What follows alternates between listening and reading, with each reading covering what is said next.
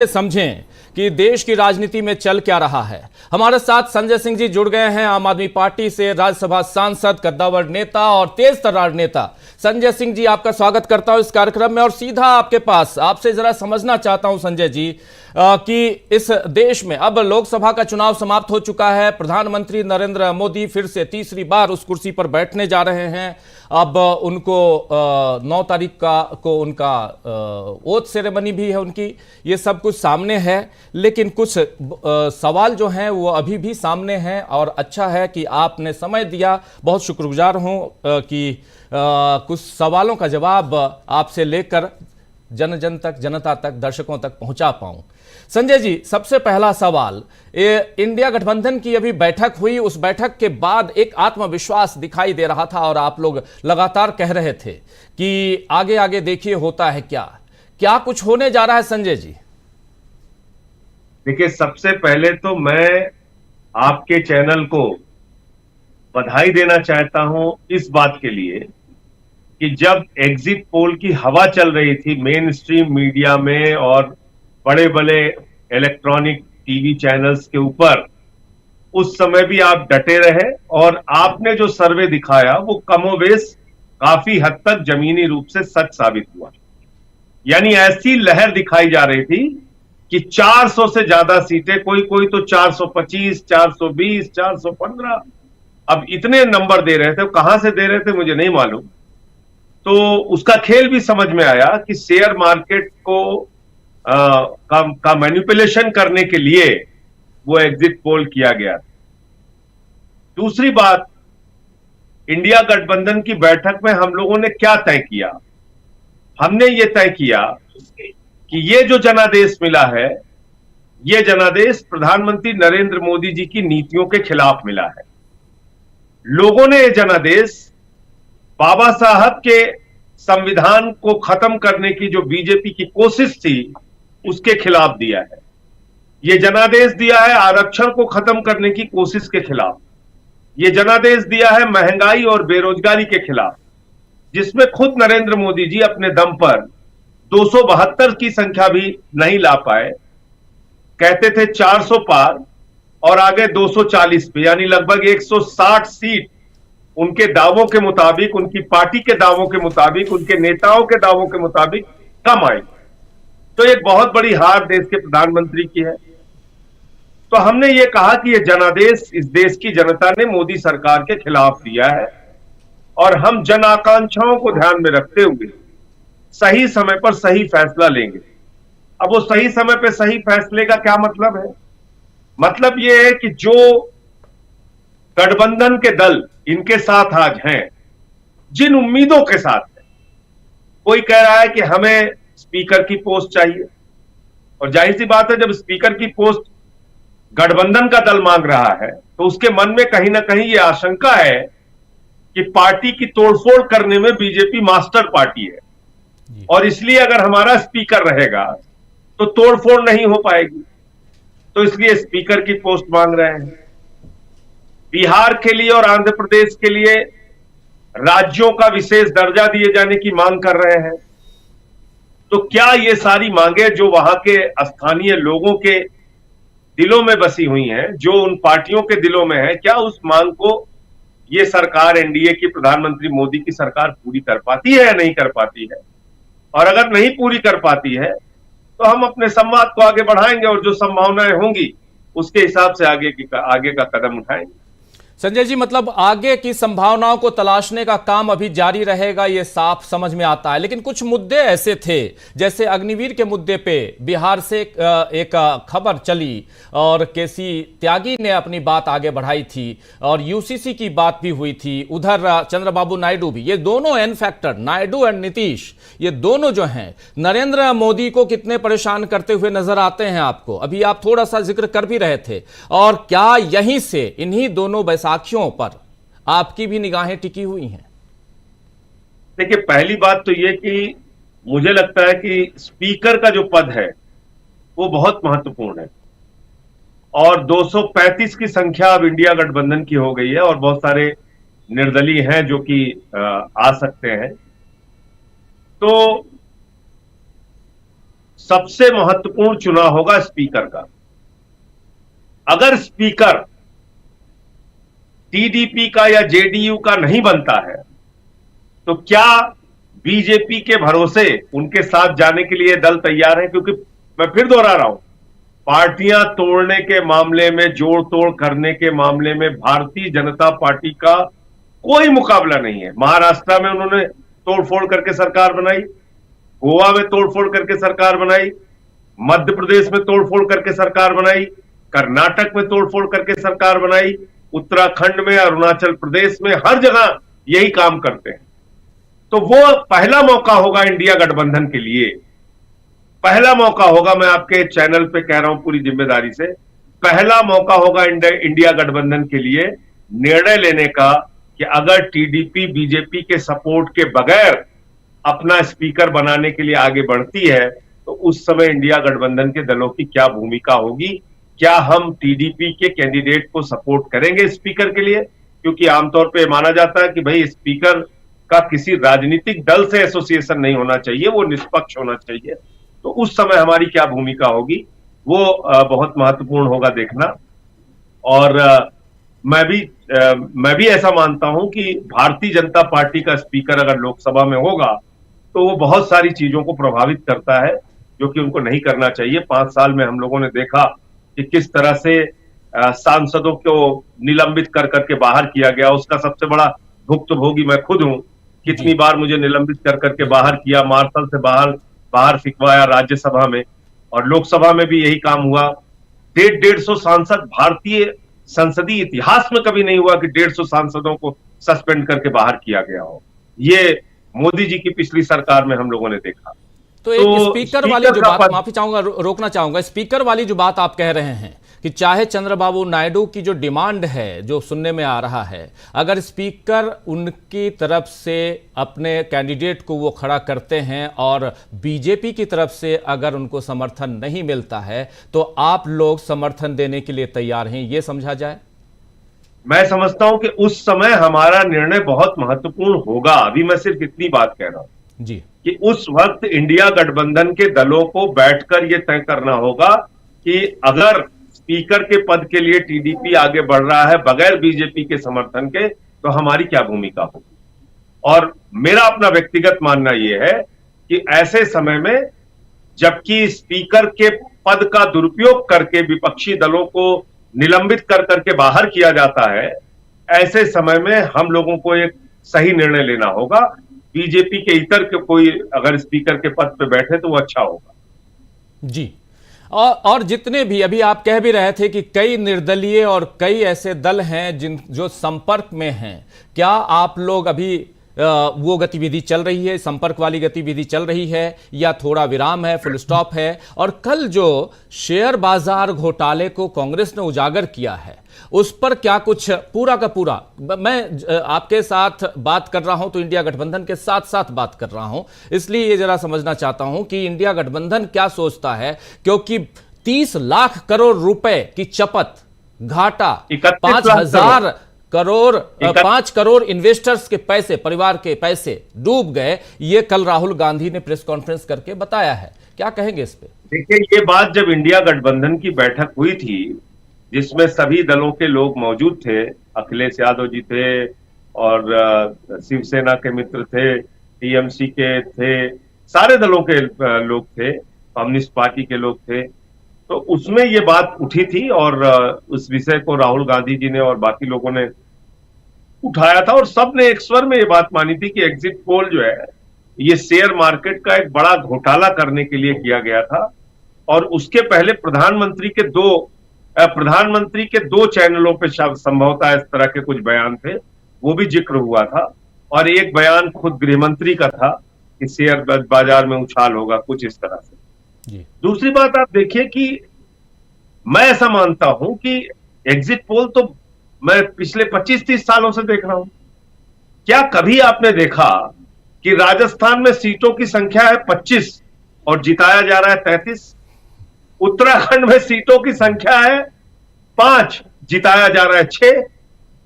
लोक जनशक्ति पार्टी चिराग पासवान की लड़ रही है 5 सीटों पे, जिताया जा रहा है 6 सीटों पे। 4 सीटें हैं कुल हिमाचल प्रदेश में जिताया जा रहा है 8 सीटों पे। हरियाणा में 10 सीटें हैं जिताया जा रहा है 19 सीटों पे। मैं आपको सिलसिलेवार करके बता रहा हूं और आप बताइएगा कि कभी ऐसा एग्जिट पोल आपने जीवन में अपने देखा होगा। मैंने तो मुझे आप बताइए। 37% vote share, 37% vote share Tamil Nadu में दिखाया जा रहा था बीजेपी का, 27% वोट शेयर केरला में दिखाया जा रहा था। इससे ज्यादा हास्यास्पद बात कोई हो सकती है? तो मतलब आपने एग्जिट पोल तो किया नहीं, आपने तो मजाक किया। जो आपको आंकड़े बना के बीजेपी के दफ्तर से या पीएमओ से भेजे गए, आपने उसको अपने टीवी चैनल पे प्रसारित कर दिया। और इतना भी समय आपने नहीं लगाया कि कम से कम एक करेक्शन कर लेते कि जहां जितनी संख्या है सीटों की उतनी ही दिखाते। मुझसे तो कहने लगे कि भाई वो जेपी नड्डा जी कह रहे हैं कि विपक्ष वाले इस एग्जिट पोल से परेशान हो गए। मैंने कहा मैं बिल्कुल परेशान नहीं हूं, मैं बिल्कुल परेशान नहीं हूं। नड्डा साहब से पूछ लीजिए, हरियाणा में उनको 19 सीटें दी जा रही हैं, हम कहां से दे दें उनको 19? जी। हम 19 देना चाहते हैं। अब एग्जिट पोल वाले 19 दे रहे हैं उनको, और है कुल वहां पे 10। कहां से लेंगे नड्डा जी? तो मतलब खुला जिसको कहते हैं ना, ये मतलब साफ तौर पे दिख रहा है कि एक शेयर बाजार के घोटाले के लिए, शेयर बाजार को प्रभावित करने के लिए देश की 5 करोड़ जनता, छोटे इन्वेस्टर, रिटेलर जिनको कहते हैं, उनको आपने बर्बाद कर दिया बुरी तरीके से। 31 लाख करोड़ रुपए इस देश के लोगों का डूब गया। और किसका फायदा हुआ? प्रधानमंत्री के सबसे करीबी दोस्त, जिसका सिर्फ एक सभा में नाम लिया मोदी जी ने अडानी का, दूसरी बार नाम नहीं लिया अडानी अंबानी का, किसी का नाम नहीं लिया। एक सभा में गलती से, पता नहीं क्या उनको उस समय हुआ था, क्योंकि चुनाव के दौरान तो अजीबोगरीब बयान हमारे प्रधानमंत्री जी दे रहे थे, तो उस बयान के बाद दोबारा उन्होंने कुछ बयान नहीं दिया। उस एक व्यक्ति का कितना फायदा हुआ और देश की जनता का 31 लाख करोड़ रुपए का घाटा हुआ, नुकसान हुआ, इसकी तो जांच जेपीसी बना के होनी चाहिए और सेबी को इस पे इंटरफेयर करना चाहिए, जांच होनी चाहिए। जी, इसकी जांच की मांग आप भी कर रहे हैं, मतलब पूरा इंडिया गठबंधन इसकी जांच की मांग कर रहा है और ये उम्मीद की जाए कि अगली जैसे ही लोकसभा बैठती है और उसमें आप लोग इस मसले को और आगे बढ़ाएंगे। लेकिन इसके साथ साथ आज नरेंद्र मोदी कह रहे थे कि ईवीएम जिंदा है या मर गया, ये पूछ रहे थे।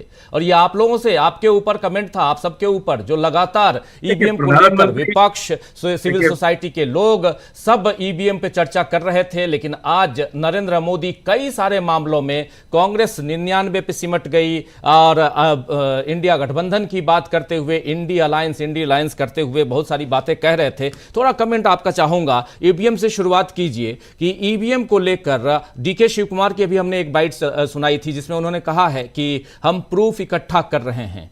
क्या यहां से आगे ये लड़ाई आपकी जारी रहेगी? और चुनाव आयोग, चूंकि अब मॉडल कोड ऑफ कंडक्ट खत्म हो चुका है, तो उम्मीद करता हूं कि थोड़ा सा आप खुल के बात जरूर करेंगे चुनाव आयोग के पूरे इस चुनाव की प्रक्रिया पर, क्योंकि पहला और दूसरा और तीसरा 3 फेज के बाद इंतजार, और काफी आप लोगों ने उस पर अपनी बातें रखी, विरोध जताया आप लोग, उसके बाद आंकड़े आते हैं। लेकिन फिर भी जब फाइनल प्रेस कॉन्फ्रेंस होता है तब भी चुनाव आयोग सेटिस्फाई करता हुआ देश की जनता को, मतदाता को नजर नहीं आया। इसलिए यहां पर मैं रेखांकित कर रहा हूं, आपसे इस पर जवाब चाहता हूं। देखिए, पहली बात तो यह कि प्रधानमंत्री की जो भाषा है, मैं समझता हूं कि भारत के इतिहास में इतनी असभ्य भाषा का इस्तेमाल, इतनी अमर्यादित भाषा का इस्तेमाल, इतनी सड़क छाप भाषा का इस्तेमाल देश के कभी किसी प्रधानमंत्री ने नहीं किया होगा। उस प्रधानमंत्री की पद की गरिमा को कलंकित करते हैं प्रधानमंत्री मोदी जी।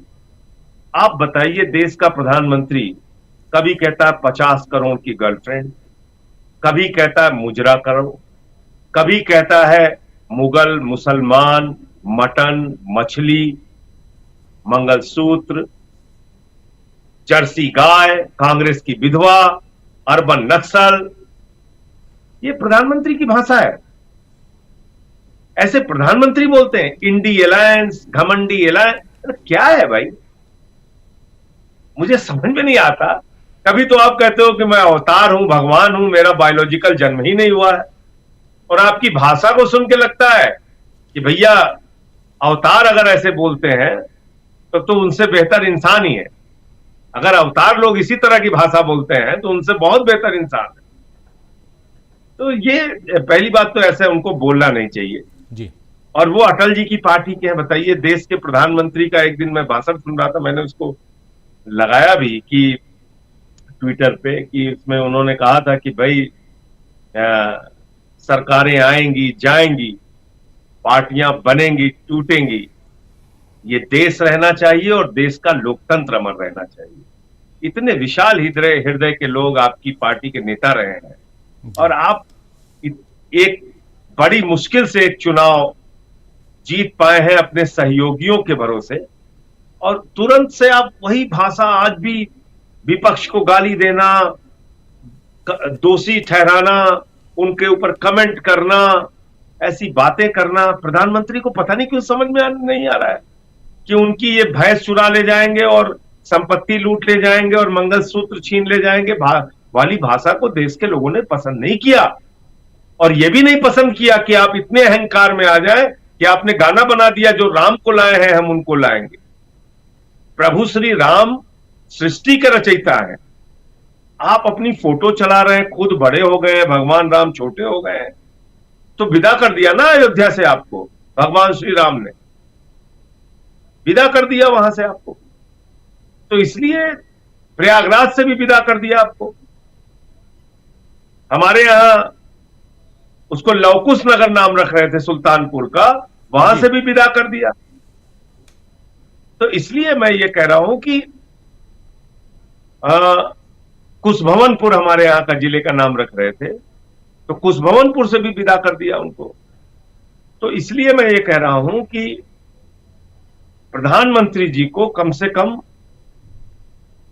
जब तक वो प्रधानमंत्री हैं, कितने दिन रहेंगे मुझे नहीं पता, जब तक वो अब प्रधानमंत्री हैं तो तब तक तो कम से कम उनको अपनी पहले अपना आत्मावलोकन करके अपनी भाषा में सुधार करना चाहिए। चुनाव आयोग कोई इस देश के ऐसी संस्था नहीं है जो सवालों से ऊपर हो। अच्छा, आप मुझे बताइए, एक सामान्य व्यक्ति से भी पूछिए, जहां पर तमिलनाडु में 39 सीट है, वहां आप एक दिन में पूरा चुनाव करा रहे हैं, क्योंकि वहां बीजेपी का कोई जनाधार नहीं है। वहां प्रधानमंत्री को प्रचार नहीं करना है, तो वहां चुनाव आप एक दिन में करा रहे हैं। जब आप आते हैं 40 सीटों वाले बिहार में, तो वहां चुनाव आप 7 फेज में करा रहे हैं। उत्तर प्रदेश में आते हैं 80 सीटों पे, तो 2 फेज में होना चाहिए चुनाव, आप वहां 7 फेज में चुनाव कराते हैं। 42 सीट वाले बंगाल में आते हैं, 7 फेज में चुनाव कराते हैं। 14 सीट वाले झारखंड में आते हैं, कई चरणों में आप चुनाव कराते हैं। क्यों भाई? क्या ये लोगों को समझ में नहीं आ रहा है कि आप देश के प्रधानमंत्री के कार्यक्रम के हिसाब से चुनाव का कार्यक्रम बना रहे हैं? आपके पास जब सुरक्षा बल पर्याप्त मात्रा में है और एक ही दिन में आप पूरे तमिलनाडु का चुनाव करा सकते हैं, तो आप क्यों नहीं करा सकते बंगाल का चुनाव एक दिन में? क्यों नहीं करा सकते बिहार का चुनाव एक दिन में, झारखंड का, उत्तर प्रदेश का? उत्तर प्रदेश में तो आपकी सरकार है। बाबा योगी जी तो कानून व्यवस्था के मामले में पूरे देश में आप कहते हैं कि सबसे बेहतरीन कानून व्यवस्था वाली सरकार है उत्तर प्रदेश की। तो आप 2 चरणों में करा लेते 40-40 सीट की, कभी 8 सीट की करा रहे हैं, कभी 7 सीट की करा रहे हैं। मतलब पूरे चुनाव में आपने भट्ठा बिठा दिया देश का। लोग लाइनों में खड़े हुए हैं, गर्मी का महीना है, तब आपको यह पता नहीं कि जून के महीने में गर्मी होती है, मई के महीने में गर्मी होती है। देश का चुनाव आयोग चुनाव खत्म होने के बाद कह रहा है कि हां, वोटिंग परसेंटेज कम हुआ, लोगों को बहुत असुविधा हुई, हमको इस गर्मी का अंदाजा नहीं था, गर्मियों में चुनाव नहीं कराना चाहिए, वोटिंग परसेंटेज घट गया। तो चुनाव आयोग की भूमिका पर क्या प्रश्न नहीं उठेगा? चुनाव आयोग सवालों से ऊपर नहीं है, पहली बात। और दूसरी बात, कहीं ईवीएम की शिकायत मिलेगी वो करेंगे, कहीं काउंटिंग की शिकायत मिलेगी वो करेंगे, कहीं बीजेपी को फेवर करने की शिकायत मिलेगी वो करेंगे, कहीं हिंदू मुसलमान को लड़ाने का प्रधानमंत्री भाषण देंगे उसकी शिकायत करेंगे। क्यों नहीं करेंगे भाई?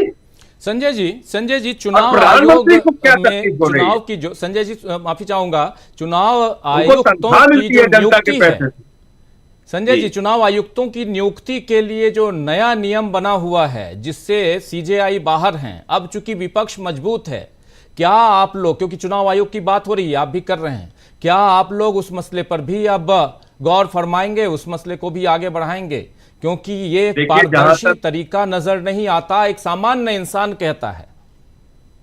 देखिए जहां तक चीफ जस्टिस ऑफ इंडिया को उस कमेटी से, चयन कमेटी से हटाने का मसला है, मैं समझता हूं कि ये बहुत गंभीर बात है।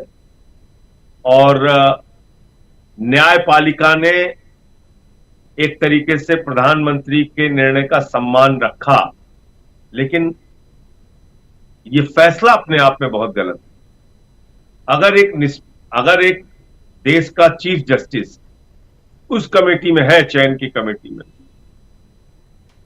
तो नॉन पॉलिटिकल लोगों की संख्या उसमें ज्यादा हो जाती है, जी या बराबर हो जाती है, या बैलेंस हो जाती है। एक व्यक्ति, मतलब सरकारी सरकारी संख्या, एक व्यक्ति अपोजिशन का हो गया, एक चीफ जस्टिस ऑफ इंडिया हो गया, एक प्रधानमंत्री हो गया, तो उसमें उनके वोट का, उनके निर्णय का बहुत महत्व बढ़ जाता है। लेकिन आपने अपने हिसाब से कानून मंत्री को रख लिया, इसका मतलब आपकी मंशा चुनाव आयोग जैसी संस्था में भी अपने हिसाब से व्यक्ति को बिठाने की थी। ये तो कोई भी समझ सकता है इस बात को। भाई, चीफ जस्टिस ऑफ इंडिया से आपको क्या प्रॉब्लम है? इसलिए कि उन्होंने इलेक्टोरल बॉन्ड खोल दिया आपका, जिससे आप मुंह छिपाते फिर रहे हैं। आपको मुंह छिपाने की जगह नहीं मिल रही है, उन्होंने आपके इलेक्टोरल बॉन्ड का भ्रष्टाचार खोल दिया, तो इसलिए अब आप उनको बाहर कर देंगे चुनाव आयोग की प्रक्रिया में, चयन प्रक्रिया में। ये सारी चीजें उन्होंने मिसयूज ऑफ एजेंसीज और संसद के नियमों का, और संसद के अंदर बहुमत पाकर 5-0 से जो फैसला दिल्ली सरकार के पक्ष में हुआ था उसको पलटने का, ये सब तमाम गुनाह भारतीय जनता पार्टी ने किए हैं। और आपने ठीक कहा कि अब अग्निवीर का भी मसला उठ रहा है, यूसीसी का भी मसला उठ रहा है, विशेष दर्जा आंध्र प्रदेश और बिहार राज्य को दिया जाए, ये मसला भी उठ रहा है। तो ये तमाम बातें हैं, देखिए इस पे प्रधानमंत्री जी और उनकी पार्टी क्या करती है। उत्तर प्रदेश का जिक्र आ रहा था, उत्तर प्रदेश में ये अभी जो आंकड़े देख रहा था मैं, लगभग 17 सीटें ऐसी हैं, 17 सीट्स, जहां बीएसपी के कारण इंडिया गठबंधन की हार हुई है। और देश भर में लगभग 35 सीटें ऐसी हैं, 17 तो यहाँ, और तेजस्वी यादव का कहना है कि 10 सीटें वहाँ हरवाई गई। कुछ जगहों पे बिल्कुल रात में बिजली काट दी गई, अचानक बिजली आती है और लाइट आने के बाद देखा जा रहा है कि सपा या कांग्रेस या जो इंडिया गठबंधन के, यही उत्तर प्रदेश में खासकर यही दोनों थे, उसमें से वो नहीं बल्कि अपोजिशन यानी बीजेपी जीत जाती है। बीएसपी को लेकर के जरा मैं समझना चाहता हूँ, क्या कोई चूक हुई, क्या हुआ, या मायावती जी की थोड़ी सी राजनीति, चूंकि अब चुनाव हो चुका है? देखिए, कुछ सीटों का तो मुझे याद है, जैसे मुंबई में एक सीट शायद 48 वोट से शिंदे की पार्टी जीती है।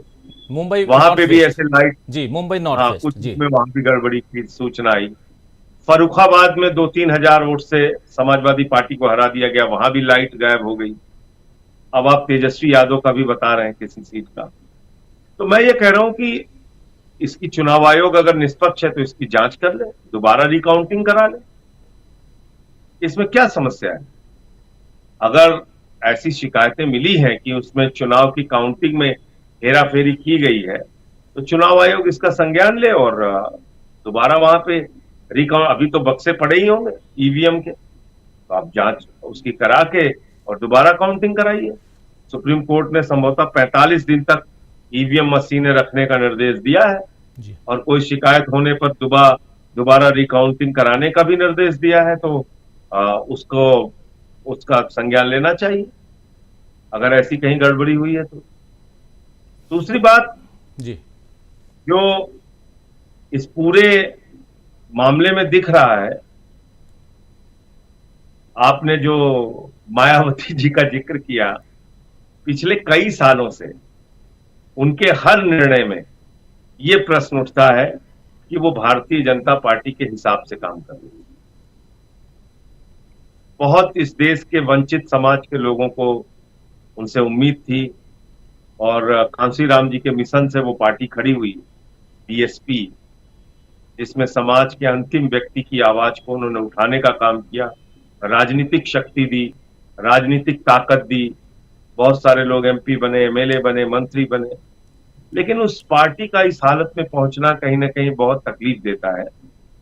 बहन जी 17 सीटों पर उत्तर प्रदेश में चुनाव को अगर प्रभावित कर रही हैं और उसके बाद फिर उल्टा दोष मुसलमानों को ही दे रही हैं कि भाई अब इनके लिए हम सोचेंगे और देखेंगे, ये ठीक नहीं है। आप अपना खुद से देखिए ना कि आपकी वजह से आज एक ऐसी तानाशाह सरकार फिर से इस देश के अंदर बैठ गई जो 10 साल तक देश के अंदर नफरत फैलाने का काम करती रही, समाज के वंचित शोषित लोगों को प्रताड़ित करने का काम करती रही, बाबा साहब डॉक्टर भीमराव अंबेडकर जी के संविधान को तार तार करने का काम करती रही। कहीं आदिवासी के सर पर मध्य प्रदेश में बीजेपी का नेता पेशाब करता हुआ देखा गया, तो कहीं एक दलित का बच्चा अगर गेंद पकड़ लेता है तो गुजरात में उसके अंगूठे काट दिए जाते हैं। और कहीं यह भी देखा गया कि घोड़ी पर बैठने पर बहराइच में गांव के लोग मिलकर उस दलित के बेटे को पीटते हैं। और यह भी देखा गया कि बुलंदशहर में सीआरपीएफ के जवान को अपनी शादी में घोड़ी पर बैठने के लिए पुलिस की सिक्योरिटी लेनी पड़ती है। हाथरस कांड भी हम लोगों ने देखा। और ये सब कुछ देखने के बाद अगर बहन जी ऐसा काम करती हैं जिससे भारतीय जनता पार्टी को फायदा होता है, तो निश्चित रूप से अब जो देश के वंचित शोषित समाज के लोग हैं वो लोग भी अब इस बारे में सोच रहे हैं और बहुत अच्छा परिणाम उत्तर प्रदेश के लोगों ने दिया है। उनके मन में खतरा था संविधान खत्म हो जाएगा, आरक्षण खत्म हो जाएगा, इसीलिए गठबंधन को 43 सीटें दी हैं उत्तर प्रदेश के लोगों ने। और अगर ऐसे ही हाथी के सूंड में कमल का फूल लेके अगर बहन जी चलेंगी तो उसको समर्थन नहीं मिलेगा जो वर्ग उनसे बड़ी उम्मीदें रखता है। एक बात तो है, आज आप लोग नरेंद्र मोदी जी को झुकाते हुए नजर आए, क्योंकि संविधान को उठाकर सिर झुकाते हुए नरेंद्र मोदी नजर आ रहे थे सेंट्रल हॉल में। जब पहुंचे तो संविधान को लेकर आप लोग जो लड़ाई लड़ रहे थे पूरे चुनाव में, वो क्यों झुका रहे थे मालूम है ना? आपको मालूम है ना क्यों झुका रहे थे? वो सर झुका के कह रहे थे कि हे संविधान, कोशिश तो बहुत की लेकिन अब तुमको नहीं बदल पाऊंगा। वो सर झुका के ये कह रहे थे, आप शायद समझ नहीं पाए मोदी जी को अभी। वो कह रहे थे ठीक है अगली बार तुम्हें बदलूंगा, इस बार नहीं बदल पाया, बहुत कष्ट है मन में। तो वो उनके मन की पीड़ा है। देखिए उसको आप कभी, भारतीय जनता पार्टी ने और तब इनके जो पुरखे थे आरएसएस ने बाकायदा 1949 में हिंदू कोड बिल के नाम पर पुतले जलाए थे बाबा साहब डॉक्टर भीमराव अंबेडकर। ये ऑन रिकॉर्ड हिस्ट्री है, आरएसएस का बयान है, उनकी जो पत्रिका है उसमें, कि भारतीयता के खिलाफ है बाबा साहब का संविधान, भारत के लिए जो उन्होंने लिखा है। ये आरएसएस का स्टैंड है। आप पढ़िए, मैं कोई हवा में बात नहीं करता। आरएसएस हमेशा से बाबा साहब डॉक्टर भीमराव अंबेडकर जी के संविधान के खिलाफ रही है। आरक्षण हमेशा से आरक्षण की व्यवस्था के खिलाफ रही है। भारतीय जनता पार्टी ने मंडल कमीशन का, मतलब जिसको कहते हैं सड़कों पे उतरकर विरोध किया, स्वर्गीय विश्वनाथ प्रताप सिंह जी की सरकार को गिरा दिया, मंडल के खिलाफ कमंडल लेके निकल पड़े। ये ऐसे लोग हैं, इनके चरित्र को भूलना नहीं है, इनको पहचान के रखना है। इन्होंने आरक्षण का, मैं तो कह रहा हूं हमेशा से, इनका एक प्रवक्ता है अमित मालवीय, वो शायद इस बार बहुत कम सक्रिय दिखा क्योंकि मैंने उसके सारे बयान खोले थे। 8 बयान उसने आरक्षण के खिलाफ लिखा है। इनका एक सांसद है तेजस्वी सूर्या, उसने लिखा कि आरक्षण एक गंदा दलदल है, ये लिखा है। इनके मूल में आरक्षण को खत्म करना बसा हुआ है, संविधान को खत्म करना बसा हुआ है। आरएसएस के मुखिया ने 2015 में बयान दिया था बिहार के चुनाव के समय कि आरक्षण खत्म होना चाहिए, भागवत जी ने कहा था। इनके मनमोहन वैद्य जी हैं, एक संयुक्त राष्ट्रीय महासचिव आरएसएस के, उन्होंने कहा आरक्षण से अलगाववाद पैदा होता है। तो हमने वो मंशा पकड़ ली इनकी और उस चीज को हमने प्रचारित किया। राहुल गांधी जी संविधान की किताब लेके हर जगह पहुंचने लगे। तो उस विवशता के कारण, उस मजबूरी के कारण आज उन्होंने ये नौटंकी की, संविधान के आगे सर झुकाने की। दरअसल उनका मकसद ये था कि हे संविधान, हम तुमको इस बार नहीं बदल पाए, आगे हम तुम्हारी हत्या करने का पूरा प्रयास करेंगे। जी, आखिरी सवाल एक जरूर लेना चाहूंगा। अब चूंकि ओथ सेरेमनी और उसके बाद सरकार की गतिविधियां बढ़ेंगी, आपकी गतिविधियां कैसे बढ़ती हुई दिखाई देंगी और कितने दिनों की सरकार है ये? हमारी तो जो मध्यावधि होगा क्या? देखिए, हमारी तो जो गतिविधियां हैं ये आपसे छिपी नहीं है। 6 साल में पिछली बार भी रहा तो भाजपाई रोते रहे पूरे 6 साल कि अरे ये बेल में घुस जाते हैं, अरे ये तो मुद्दा उठाते हैं, अरे ये तो नारे लगाते हैं, अरे इन्होंने तो कह दिया मोदी अडानी भाई भाई, देश बेच के खाई मलाई। मुझे जेल में भी भेज दिया 6 महीने, बोले वहां सुधर के आ जाएगा। फिर भी मैं अपनी बात उठाता रहा हूं। जेल से आने के तुरंत बाद से लग गया अपने काम में। तो हमारी तो जो विपक्ष की भूमिका है उसमें हमें महारत है, हमें मालूम है इन लोगों से कैसे लड़ना, मुझे एकदम पता है। तो वो काम तो हम लोग करते रहेंगे, कोई इसमें चिंता की बात ही नहीं है। हाँ, ये जरूर है कि इनकी जो तानाशाही थी उस पर और अंकुश लगेगा और मैं समझता हूं कि अगर कुछ सद्बुद्धि आई होगी इस चुनाव के परिणाम से तो आगे अपनी नफरत की दुकान जो चलाते हैं उसको बंद करेंगे। पूरे देश को इन्होंने बर्बाद करने का काम किया। मैं तो इनको भारतीय झगड़ा पार्टी कहता हूं बीजेपी को। ये अगर आपके घर में झगड़ा ना होता हो तो वहां झगड़ा कराते। ये पूरे देश में किया क्या इन्होंने? आप सोचिए, हिंदुओं को गाली दे रहे। और मैं कहता था ये बात, मेरे स्पीचेज उठा के देख लीजिएगा कि बीजेपी का मतलब भारतीय झगड़ा पार्टी। हिंदू को मुसलमान से लड़ाओ, हिंदू को सिख से लड़ाओ, हिंदू को ईसाई से लड़ाओ, हिंदू को बौद्ध से लड़ाओ, फिर हिंदू हिंदू को लड़ाओ, दलित को सवर्ण से लड़ाओ, दलित को पिछड़ा से लड़ाओ, जाट को गैर जाट से लड़ाओ, मराठा को गैर मराठा से लड़ाओ, पहलवान को जवान से लड़ाओ, किसान को जवान से लड़ाओ। तो ये तो भारतीय झगड़ा पार्टी है। इनका काम ही है सिर्फ आपस में झगड़ा कराना।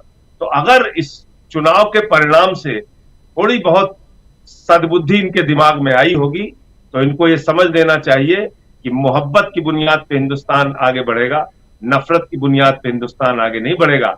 ये अलग अलग भाषाओं, अलग अलग धर्म, अलग अलग जातियों का देश है और विविधता में एकता वाला देश है। इस महान भारत को आप ऐसे नौटंकी और ड्रामा करके और ये नफरत की भाषा बोल के तोड़ नहीं सकते हैं।